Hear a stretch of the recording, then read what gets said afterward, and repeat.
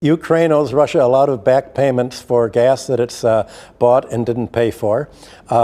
Then Ukraine tried to replace Russian coal with South African coal, and it didn't pay for that either. So nobody will sell to Ukraine because it's the most corrupt country in Europe.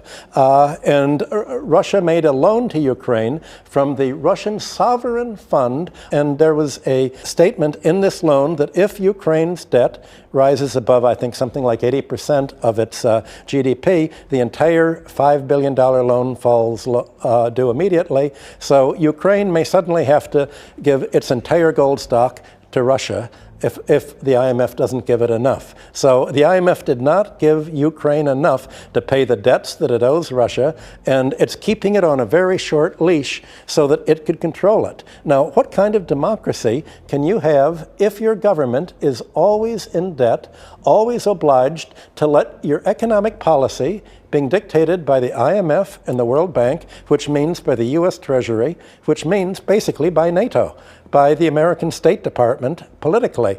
If you're kept on a short debt leash, democracy becomes meaningless. But this is only until the debts are paid off. Then once the debts are paid off... But they can never, they owe so much money, they can never pay it off because they can't export. The way you pay off a foreign debt is to earn foreign currency. Either they export, and Ukraine says, we're not going to export to Russia anymore. We're not going to export our resources to Russia so that it can invade us. We're not going to help its military industry. And nobody else wants their exports. So there's only one thing Ukraine has to export: half of its population. If you're between the ages of 20 or 30, you're going to be exported.